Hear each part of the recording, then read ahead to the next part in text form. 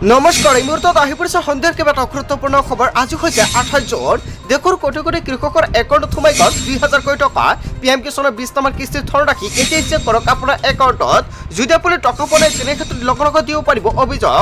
কেন্দ্ৰীয় চৰকাৰৰ ফালৰ পৰা গুৰুত্বপূৰ্ণ আপডেট প্ৰকাশ কৰা হৈছে। লগতে অৰুণোদয়ৰ 25জন হিতাধিকাৰীৰ একাউণ্টত 1250 টকাকৈ প্ৰদান কৰা হ'ব। চৰকাৰে নতুন তালিকা প্ৰকাশ কৰিছে। যদি আপুনি অৰুণোদয় 3.0ত আবেদন কৰিছিলে এতিয়া চেক কৰক আপোনাৰ বেংক একাউণ্ট। লগতে লাখ লাখ মহিলা গোটৰ একাউণ্টত চৰকাৰে প্ৰদান কৰিব 10,000 কোটি টকা। এতিয়া চেক কৰক তালিকাত আপোনাৰ নাম আছে নে নাই। তালিকাত নাম নাথাকিলে আপুনি নতুনকৈ আপোনাৰ নাম অন্তৰ্ভুক্ত কৰি লৈ ল'ব পাৰিব। যদি আপোনাৰ ৰেচন কাৰ্ড নাই নতুনকৈ ৰেচন কাৰ্ড আবেদন কৰিব পাৰিব। লগতে কেইবাটাও ৰাজনৈতিক খবৰৰ লগতে অৰাজনৈতিক খবৰ যুগুত কৰা হৈছে। আজিৰ দিনটোত গোটেই অসম তথা ভাৰতৰ বিভিন্ন প্ৰান্তৰ পৰা যুগুত হৈছে কেইবাটাও ডাঙৰ খবৰ। এনেবোৰ খবৰ নিতৌ পাই থাকিবলৈ চেনেলটি ছাবস্ক্ৰাইব কৰি ভিডিঅ'টো এটা লাইক কৰিবলৈ নাপাহৰিব। আজিৰ আমাৰ প্ৰথম গুৰুত্বপূৰ্ণ খবৰ হৈছে অসমবাসীৰ বাবে এটা ডাঙৰ খবৰ। PM কিষাণৰ 25জন হিতাধিকাৰীৰ বাবে গুৰুত্বপূৰ্ণ আপডেট আহি পৰিছে। এতিয়া PM কিষাণৰ 25জন হিতাধিকাৰী চেক কৰক আপোনাৰ ষ্টেটাছ। আপোনাৰ ষ্টেটাছ ইয়াতে সম্পূৰ্ণকৈ আপুনি দেখা পাইছে 2000 কোটি টকা আপোনাৰ একাউণ্টত আপুনি লাভ কৰিছে নাই এতিয়া আপুনি চেক কৰক। যদি এনেকুৱাকৈ 2000 টকা দেখুৱাইছে তেনে ক্ষেত্ৰত আপোনাৰ বাবে এটা ভাল খবৰ, কিয়নো চৰকাৰে আপোনাৰ একাউণ্টত টকাটো ৰিকুৱেষ্ট কৰিছে। অতি শীঘ্ৰে আপোনাৰ একাউণ্টত সোমাব এই টকা। আৰু আপোনালোকে নিশ্চয় সম্পৰ্কে দেখা পাইছে 11 জুনত এই টকা ৰিলিজ কৰা হৈছে। তাৰপিছত দেখা পাইছে ইয়াতে প্ৰপ'জ নেম, ইয়াতে কিন্তু 7 ইনষ্টলমেণ্ট। চ' আপুনি যদি 20 নম্বৰ কিস্তিৰ টকা পাবলগীয়া আছে তেনে ক্ষেত্ৰত আপোনাৰ 20 নম্বৰ কিস্তি শ্ব' হৈ থাকিব। চ' বন্ধু বান্ধৱীসকল প্ৰতিজন PM কিষাণৰ হিতাধিকাৰীৰ বাবে এটা ভাল খবৰ। এতিয়া চেক কৰক আপোনাৰ ষ্টেটাছ। আপোনাৰ একাউণ্টৰ টকাটো ট্ৰান্সফাৰ কৰা হৈছে নে নাই প্ৰথমতে আপুনি চেক কৰি লৈ লওক। তাৰপিছত আপুনি নিশ্চয় ইয়াতে দেখা পাব আপোনাৰ এপ্ৰুভ হৈছে নে নাই। যদি আপোনাৰ এপ্ৰুভ হৈছে তেনে ক্ষেত্ৰতহে আপুনি টকাটো লাভ কৰিব পাৰিব। ইয়াতে আপুনি নিশ্চয় সম্পৰ্কে দেখা পাইছে এপ্ৰুভ ইট ফাণ্ডটো এপ্ৰুভ কৰা হৈছে, কিন্তু ইয়াতে চাওক ক্ৰেডিট ষ্টেটাছ ইয়াতে পে'মেণ্ট পেণ্ডিং হৈ আছে। চ' বেংকৰ পৰা কিন্তু পেণ্ডিং হৈ আছে, যাৰ বাবে আপোনাৰ একাউণ্টৰ টকাটো আপুনি পোৱা নাই। 12 তাৰিখত প্ৰতিজন কৃষকৰ একাউণ্টত 2000 কোটি টকা প্ৰদান কৰা হৈছে, কিন্তু এতিয়ালৈকে দেশৰ কোটি কোটি কৃষকৰ একাউণ্টৰ টকাটো সোমোৱা নাই। ইয়াতে চাওক চেংচন অফ ষ্টেটাছ, ইয়াতে চেংচন ষ্টেটাছত পেণ্ডিং দেখুৱাইছে। PM কিষাণৰ একাউণ্টত চৰকাৰে টকাটো প্ৰেৰণ কৰিছে, আপোনাৰ একাউণ্টত টকাটো সোমাই আছে, কিন্তু বেংকৰ পৰা এতিয়ালৈকে টকাটো প্ৰদান কৰা নাই। কিন্তু কিয় প্ৰদান কৰা নাই, কিয়নো আপোনালোকে সকলোৱে জানে বৰ্তমান কিন্তু অসুবিধা হৈ আছে। PM কিষাণৰ টকাটো এতিয়ালৈকে কেন্দ্ৰীয় চৰকাৰৰ ফালৰ পৰা ট্ৰান্সফাৰ কৰা নাই। যেতিয়াই ট্ৰান্সফাৰ কৰিব নিশ্চয় সময়তে আপোনাৰ একাউণ্টত চৰকাৰে প্ৰদান কৰা হ'ব 2000 কোটি টকা। আৰু কিমান তাৰিখত চৰকাৰে এই টকাটো প্ৰদান কৰিব আপুনি কেনেকুৱাকৈ চেক কৰিব যে আপোনাৰ একাউণ্টত টকাটো সোমাই দিয়া হৈছে নে নাই। আপোনাৰ একাউণ্টত টকাটো সোমাই দিয়া হৈছে, কিন্তু এতিয়ালৈকে টকাটো জাৰি কৰা নাই কেন্দ্ৰীয় চৰকাৰৰ ফালৰ পৰা। যেতিয়া ট্ৰান্সফাৰ কৰাৰ বাবে ডেটটো জাৰি কৰিব আৰু লগে লগে টকাটো ট্ৰান্সফাৰ কৰাৰ লগে লগে সোমাই যাব আপোনাৰ একাউণ্টত 2000 কোটি টকা। কিন্তু আপোনাৰ একাউণ্টত টকাটো ট্ৰান্সফাৰ কৰা হৈছে নাই আপুনি কেনেকুৱাকৈ চেক কৰিব। প্ৰথমতে আপোনাৰ মোবাইল ফোনৰ পৰা যিকোনো এটা ব্ৰাউজাৰ অপেন কৰিব। অপেন কৰি আপুনি চাৰ্চ কৰি দিব PFMS। জাষ্ট এইখিনি লিখি আপুনি চাৰ্চ কৰিব। যেতিয়া আপুনি চাৰ্চ কৰিব, চাৰ্চ কৰাৰ লগে লগে অলপ সময় আপুনি ৱেইট কৰিব লাগিব। ৱেইট কৰাৰ পিছত দেখা পাব আপোনাৰ ওচৰত আন এটা পেজ খোল খাই যাব। এতিয়া আপুনি দেখা পাইছে আপোনাৰ ওচৰত পেজটো এনেকুৱাকৈ আহি গৈছে। জাষ্ট আপুনি তলত অলপমান স্ক্ৰল কৰিব। স্ক্ৰল কৰি দেখা পাব ইয়াতে DPT ষ্টেটাছ ট্ৰেকাৰ। জাষ্ট আপুনি ইয়াতে ক্লিক কৰিব। ক্লিক কৰাৰ লগে লগে অলপ সময় ৱেইট কৰিব লাগিব। চ' বন্ধু বান্ধৱীসকল প্ৰথমতে আপুনি দেখা পাব আপোনাৰ ওচৰত পেজটো যেতিয়া লোডিং ল'ব, লোডিং লোৱাৰ পিছত আপোনাৰ ওচৰত পেজটো এনেকুৱাকৈ খোল খাই যাব। চ' আপোনালোকে ধৈৰ্য সহকাৰে ভিডিঅ'টো সম্পূৰ্ণকৈ চাই থাকক। তাৰপিছত দেখা পাব ইয়াতে কেটেগৰী। জাষ্ট আপুনি ইয়াতে ক্লিক কৰিব। ক্লিক কৰাৰ পিছত চিলেক্টত যেতিয়া ক্লিক কৰিব আপুনি একেবাৰে তলত আহিব।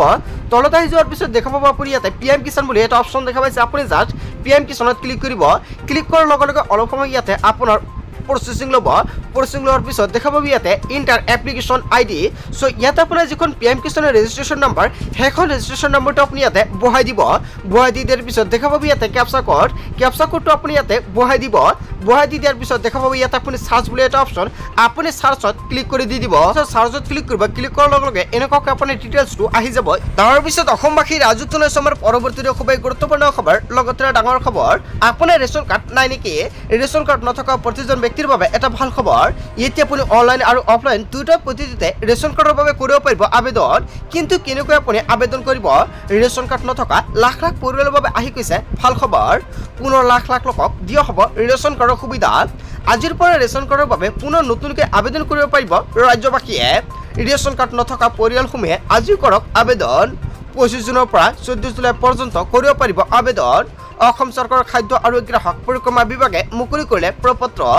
pds.assam.gov.in পোৰ্টেলত উপলব্ধ প্ৰপত্ৰ কোনে কোনে কৰিব পাৰিব আবেদন বাৰ্ষিক আয় 4 লাখ টকাতকৈ কম হোৱা পৰিয়ালে কৰিব পাৰিব আবেদন আবেদনৰ বাবে লাগিব মাত্ৰ 6 বিধ নথিপত্ৰ আধাৰ কাৰ্ড ভোটাৰ কাৰ্ড ঠিকনাৰ প্ৰমাণপত্ৰ পৰিয়ালৰ সকলো সদস্যৰ ফটো আৰু বেংক একাউণ্টৰ সবিশেষ জমা দিব লাগিব আবেদনকাৰীয়ে লগতে উল্লেখিত নথি শুদ্ধকৈ পূৰণ কৰা প্ৰপত্ৰচি জমা দিব লাগিব পোৰ্টেলত আৰু তেতিয়া আপুনি লাভ কৰিব নতুন ৰেচন কাৰ্ড যদি আপুনি এতিয়ালৈকে নতুনকৈ ৰেচন কাৰ্ড বনাব পৰা নাই তেনে ক্ষেত্ৰত আপোনাৰ বাবে এটা ভাল খবৰ আজিৰ ভিডিঅ'টো শ্বেয়াৰ কৰি দিয়ক আৰু আপুনি নতুনকৈ ৰেচন কাৰ্ড বনাই লওক তাৰ পিছত অসমবাসী ৰাজ্যক জনাইছো আমাৰ পৰৱৰ্তী খুবেই গুৰুত্বপূৰ্ণ খবৰ লগতে ডাঙৰ খবৰ আপোনাৰ অৰুণোদয় আঁচনিৰ পৰা নাম কটা গৈছে নেকি তেনে ক্ষেত্ৰত আপোনাৰ বাবে এটা ভাল খবৰ লগতে যিসকল ব্যক্তি অৰুণোদয় 3.0 আবেদন কৰিছিল সেইসকল ব্যক্তিৰ বাবে ভাল খবৰ আহি পৰিছে চৰকাৰে অৰুণোদয় 3.0 নতুন তালিকা প্ৰকাশ কৰিছে এতিয়া তালিকাত চাওক আপোনাৰ নাম আছে না নাই তালিকাত নাম থাকিলে আপোনাৰ একাউণ্টত সোমাব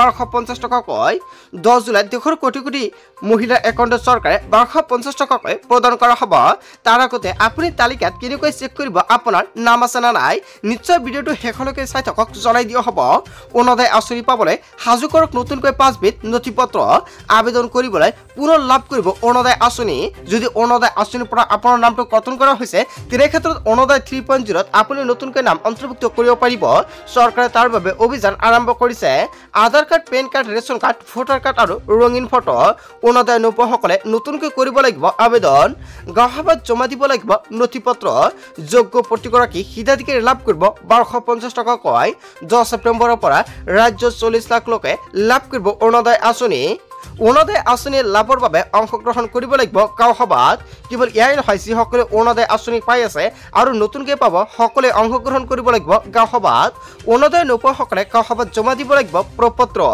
গাঁওসভাত প্ৰপত্ৰ জমা দিলে লাভ কৰিব অৰুণোদয় আঁচনি মুখ্যমন্ত্ৰী ডক্টৰ হিমন্ত বিশ্ব শৰ্মাই ডাঙৰ মন্তব্য কৰিছে যিসকল ব্যক্তিয়ে অৰুণোদয় 3.0 আবেদন কৰিছে অতি শীঘ্ৰে তালিকাত চাওক আপোনাৰ নাম আছে না নাই আপুনি তালিকাত কেনেকৈ চেক কৰিব আপোনাৰ নাম আছে না নাই তাৰ বাবে আপোনাৰ ব্লকত যাব লাগিব ব্লকত নতুন তালিকাত আপোনাৰ নাম আছে নাই অতি শীঘ্ৰে চেক কৰক আপুনি কৰ্তব্য অনলাইনৰ মাধ্যমত চেক কৰিব নোৱাৰিব কিন্তু অনলাইনত কিন্তু এই লিষ্ট প্ৰকাশ নকৰে অতি শীঘ্ৰে আপোনাৰ পঞ্চায়তত যাওক অথবা আপুনি ব্লকত গৈ চেক কৰিব পাৰিব তালিকাত নাম আছে না নাই যদি তালিকাত নাম থাকে তেনে ক্ষেত্ৰত জুলাই মাহৰ 10 তাৰিখত আপুনি লাভ কৰিব 1250 টকাকৈ চৰকাৰৰ ফালৰ পৰা গুৰুত্বপূৰ্ণ আপডেট প্ৰকাশ কৰা হৈছে লগতে বহুতো হিতাধিকাৰীৰ নাম কৰ্তন কৰা হৈছে যদি আপোনাৰ নামটো কৰ্তন কৰা হৈছে তেনে ক্ষেত্ৰত আপুনি জানিব পাৰিব পঞ্চায়ত বা ব্লকত গৈ আপোনাৰ নামটো কিয় কটা গৈছে তাৰ পিছত অসমবাসী ৰাজ্যক জনাইছো আমাৰ পৰৱৰ্তী খুবেই গুৰুত্বপূৰ্ণ খবৰ লগতে ডাঙৰ খবৰ আহি গ'ল লাখপতি বাইদেউক লৈ ডাঙৰ খবৰ লাখপতি বাইদেউ আঁচনিৰ পিক আপডেট প্ৰকাশ পালে লাখপতি বাইদেউৰ তালিকাত নাম নাই নেকি আপোনাৰ